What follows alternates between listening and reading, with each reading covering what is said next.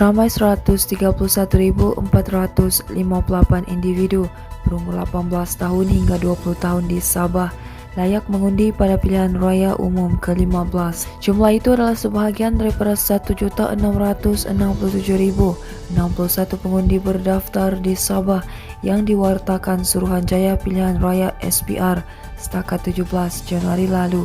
Berdasarkan statistik berkenaan, pengundi paling ramai terdiri daripada golongan berusia 21 hingga 29 tahun, yaitu 404.588 orang.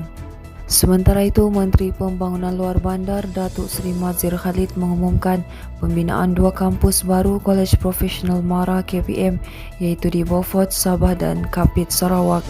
Katanya Majlis Amanah Rakyat akan terus memperkasakan sektor pendidikan menerusi pembinaan institusi pendidikan di kawasan luar bandar di 2 negeri ini. Beliau berkata demikian dalam ucapan sempena Majlis Perhimpunan Bulanan Kementerian Pembangunan Luar Bandar di kampus induk German Malaysian Institute Bangi semalam. Tambah Mazhir lagi, MARA juga akan membina 7 lagi maktab rendah sains MARA tahun ini yang akan melibatkan penambahan pengambilan pelajar seramai 4.350 orang. Selain itu, Mazhir berkata MARA juga akan membina 2 pusat kiat MARA di Limbang dan Batang Lupar di Sarawak. Berita jenayah. Suspek yang diburu selepas membunuh seorang lelaki di sebuah kawasan semak di Jalan Keonsom Lama Inanam, Kota Kinabalu malam tadi berjaya ditahan hari ini. Suspek berusia 43 tahun terbabit yang dipercayai menjerut leher mangsa menggunakan wayar itu ditahan di rumah sewanya di Kampung Bambangan Inanam jam 11.20 pagi tadi. Ketua Polis Daerah Kota Kinabalu, Asisten Komisioner Muhammad Zaidi Abdullah berkata suspek yang bekerja sebagai tukang cat kenderaan turut ditahan bersama telefon pintar milik mangsa. Katanya ketika ditahan, suspek juga membuat pengakuan terlibat dalam kes kematian membabitkan mangsa berusia 25 tahun terbabit.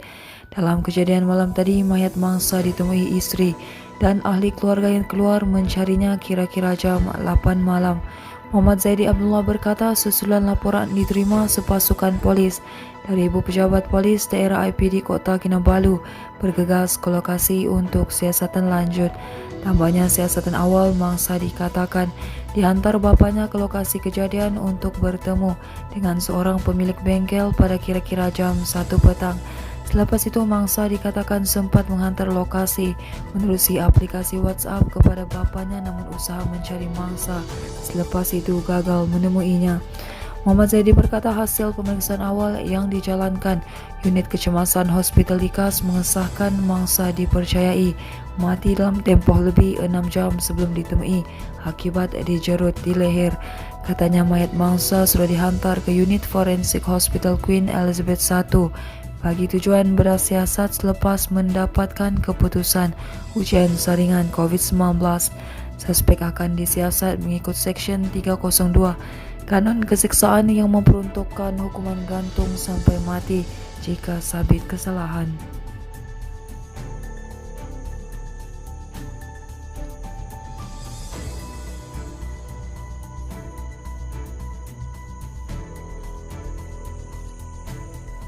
Manakala perintah berkurung di kawasan perairan 7 daerah dalam zon Selamat Timur Sabah S-Zone yang berakhir esok dilanjutkan sehingga 11 Mac depan.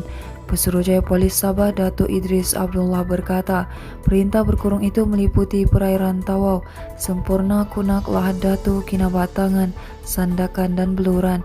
Katanya orang ramai yang tinggal di kawasan berkenaan dilarang menghampiri atau berada di kawasan diisytihar antara 6 petang hingga 6 pagi. Perintah ini diteruskan bagi memastikan kawasan perairan berkenaan tidak diceroboh pengganas yang mengancam keselamatan penyelidik antarabangsa yang menjalankan penyelidikan dan pelancong asing yang melawat Pulau Peranginan. Maklumat juga mendedahkan kumpulan yang menjalankan kegiatan kidnapping for ransom dan kumpulan Abu Sayyaf masih cuma menceroboh ke kawasan ini untuk melakukan penculikan dan lain-lain jenayah rentas sempadan.